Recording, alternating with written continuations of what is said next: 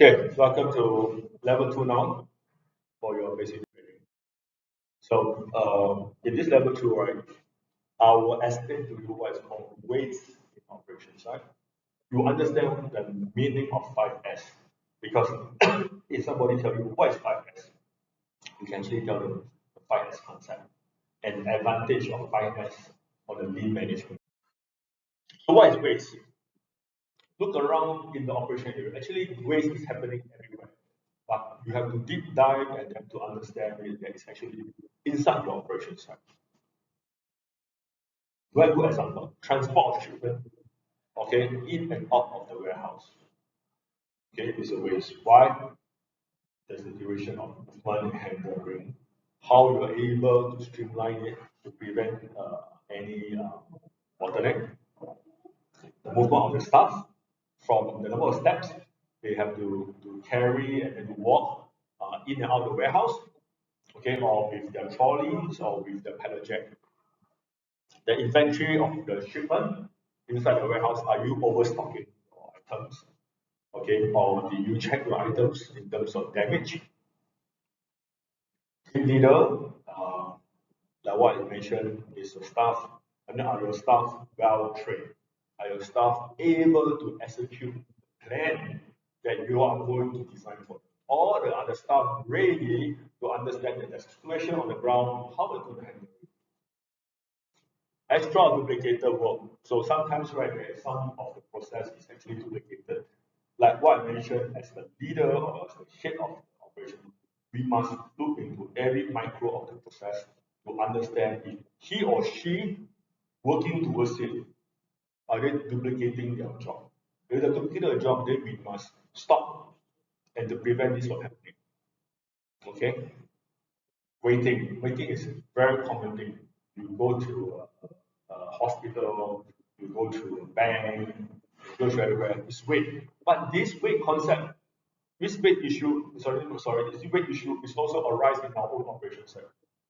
Because when the driver arrives and the depot or the driver arrives at the warehouse, wait will begin because he or she has to wait for the shipment to be picked, packed, and pass it to them and to check the invoice, the amount, does it verify, is it correct, is it daily before he or she is able to leave the warehouse. And providing extra shipments, like what I mentioned, extra shipments in the warehouse. Why there are extra shipments? Did you do a proper forecasting? Did you manage the inflow of the products coming into the warehouse?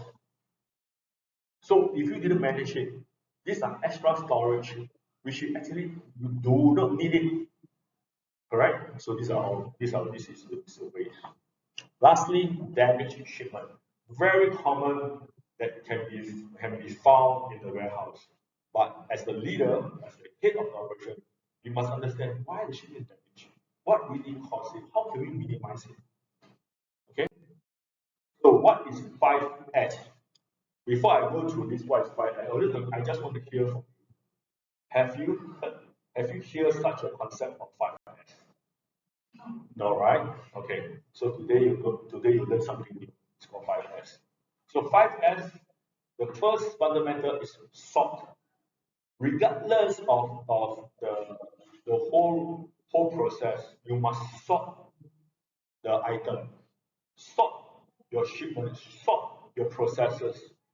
You must straighten it. Meaning after you sort right, you must align the shipment as per category. Okay, you must straighten it, align it, and make sure that everything is in place. Like for example, you go to you have a desk that you have eraser, you have pen, okay, you have pencil. So you have to sort it into pencil as one category, eraser as one category, pen as one category, and then you place it properly on the desk. So that's what's called straighten. Shine, meaning you have perfect this the first two fundamental of sort and straighten. You shine, meaning you create timetables, you create work schedule. So like what I mentioned in the earlier part one, that training one is that your man on the loud period, you can tell them every day 2 p.m. to 4 p.m. housekeeping. Every day 2 p.m. to 4 p.m. I want to make sure that my noodles section, okay, is well sorted, well aligned based on the FIFO system and based on the ABC system. Then I standardize it, meaning you will start to create SOP, you will start to create work instructions, you will start to create processes. How you manage a sort, a straighten, a shine process. And with this SOP, it pass down to your teammates, it pass down to your supervisor, team leaders, that they must comply and follow on it. Lastly is sustain, meaning through the whole process again of sort, straighten, shine, standardize, how are you able to sustain, meaning how are you going to maintain it? Doesn't mean that, okay, now I completed it and you're telling me, Eric, I completed it for today.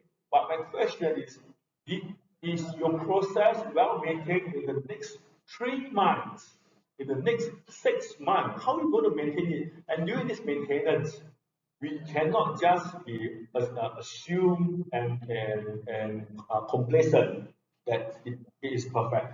We must always improve because along the way you find that, oh, well, during the straighten process, I find that I shouldn't base on this category. I should base on another category, or should I place it in another area which is much more advisable that I can pick and pack. Okay, so you continuing to make improvement and make changes. Okay, that's 5S. So 5S, right? It doesn't mean just a sort requirement. 5S is actually can be in your day-to-day life. For example, transport route. Like transport route need 5S. Technically, yes. Because in Nigeria, in Ibadan, in Lagos, you have a lot of routes, a lot of places. But even without customer, they are, I would say, uh, diversified to the rest of the area. How the route going to manage? Correct? So you must base on the particular road condition, particular routing, particular area that with the marketplace they have. Should I use a tricycle? Should I use a lorry? Should I truck? Based on the routing, then you sort. Then what kind of fleet movement you want to do? How you are going to do a route scheduling based on which timing should I go? Then what sort of rules and processes? And lastly, how you maintain it. That's for your transport. Likewise, for your inventory, it's the same concept. It's based on SKU, types, and category. Okay? And then we straighten the process of shelf life and FIFO. Very, very important. Because if not, that's not been done, you will actually result in default. Okay? Default is last in, last out. FIFO is first in, first out. Then you must have process of system. You must set up a BI forecast. BI meaning is the BI is what we call business intelligence. Okay, forecast, and you must have a lead inventory. This part is something that I will need to discuss with you offline on your both home side, which I observe that your supervisor didn't manage it from you. So where you have to pull it and to put in this motion. Motion, you may think that, oh, Eric, is just a motion. Why should I be concerned using 5S? Because you must understand, of every step that your man have to go and take. Like for example, if your shipment is placed in A, in the corner, in the front, in this area, your man has to walk 20 steps to go and pick up the shipment at the corner. Okay? If you put the shipment that is near to the entrance, your man will just take how many steps? 5 steps. Correct? Versus a 20 step. So these are motions that movement flow that you need to understand that is the layout done properly? Is did my man put the shipment in the correct place? Is this a prioritized shipment? Is this a class A goods? What really went wrong? Why my man is walking around the whole warehouse? So technically, we must come up with identify the movement flow. We have to cluster it. Okay, then we should shine with the shortest movement flow program. Because as our movement flow program start to be shortened, it provides you the answer that your productivity will go up. Because I don't really have to walk so far. You ask me to walk 20 steps. When I don't actually is good and far, I walk 5 steps. So I can actually do much better. So you standardize with movement with signage, okay, layout may improve. Waiting on the earlier part which I mentioned, it is based on the function. What really went wrong? Why are we still waiting? So there's certain part that is the function isn't working properly. So we must sort it to the function and to provide the shortest time to get it solved, implement it to all your processes. Then you standardize the whole coordination and you sustain it. That's 5S. Okay. Now the next one will be 5S on overstock. If you realize that what will the 5S going to do with overstock? It's just sorting. But you understand, if you sort your PO, purchase order, okay, if you go to a manufacturing company, you based on the PO, you must understand the demand. Do I really need so many of the product that is it's not redundant, or I would say that it's not ready for the next project? All right, it's overstock. Then you must set into the review of the requirements. Before I buy something, what should I do on the PO? Who should I engage? Who is the relevant party involved in this stock program? Who is the relevant party involved in the production? Okay, then you must come up with a new output process for anything that is on the manufacturing. Manufacture, like for example, you manufacture a car, but then you have produced too many of the window panes. But then the window itself is actually must based on the number of cars that you're going to produce, and you just match it. So you produce it. What when I say this time I'm just going to produce 1,000 of cars, then definitely the windows, car windows, let's say you have six of it that is covering, but you produce more than two times.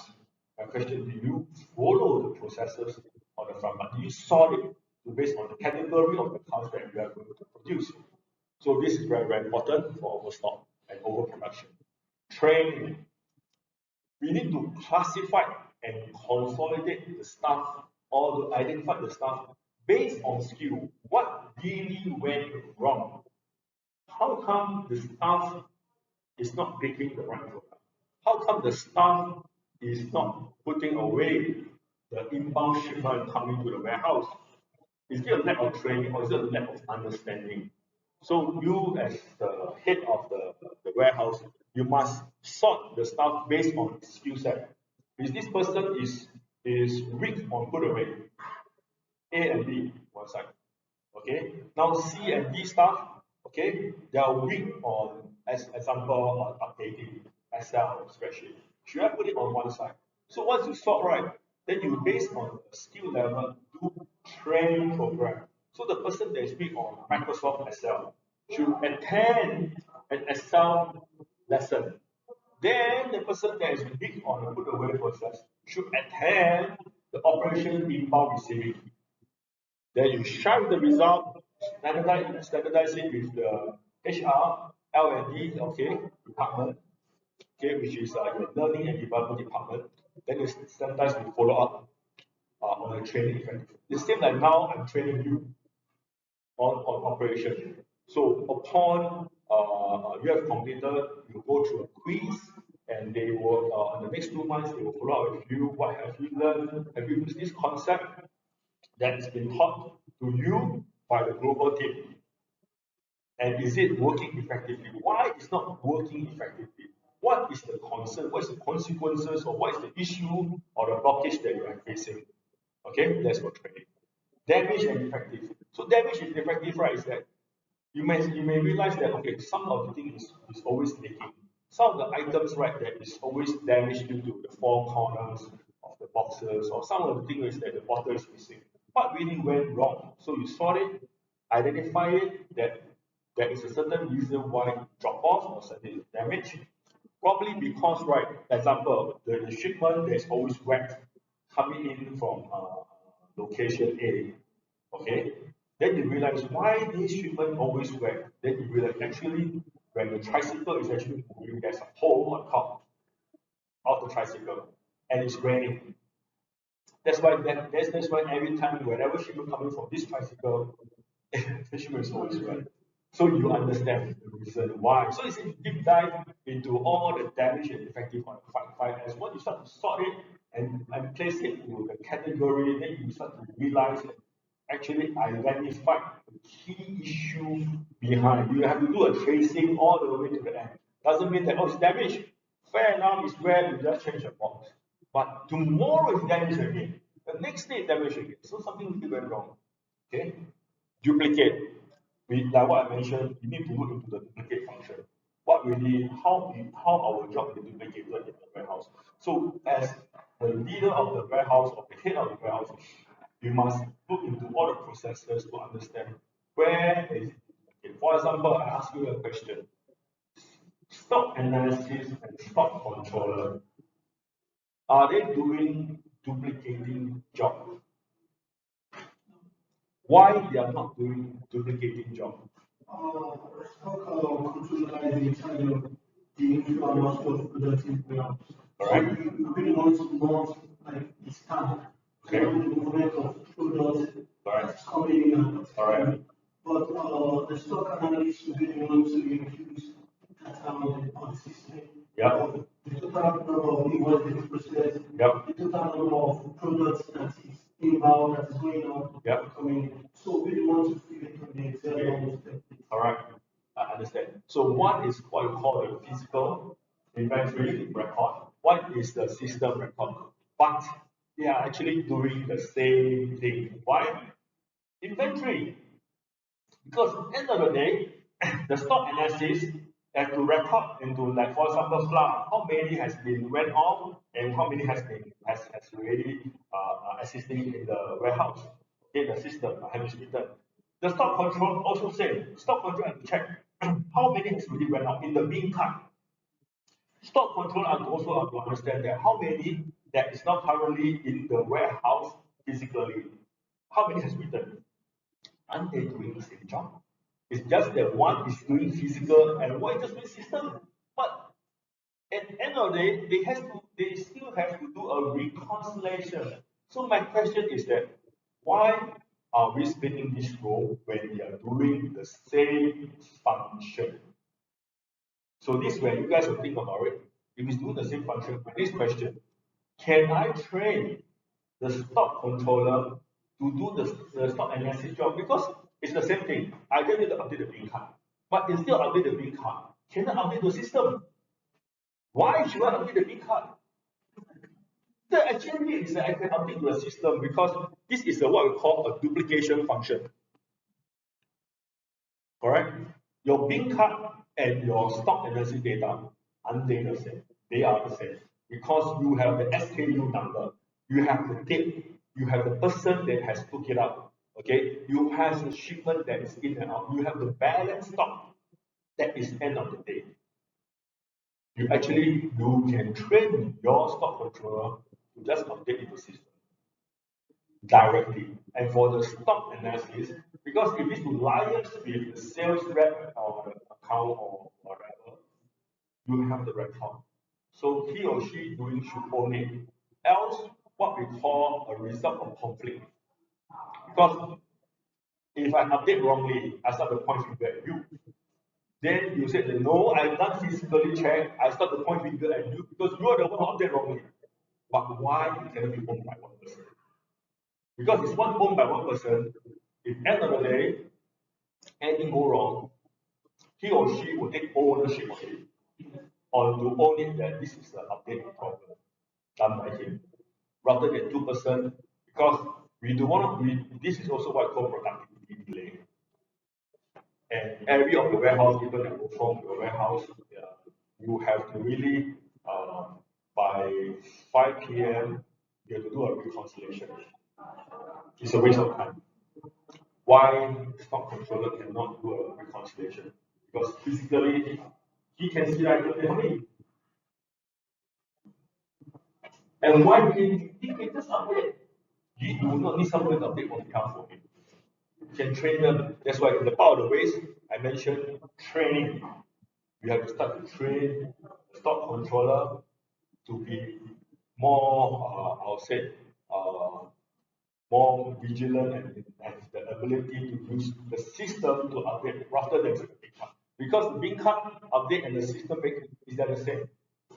They're the same. We're still mentioning about updating the last knock. Okay, so that's the end for lesson 2.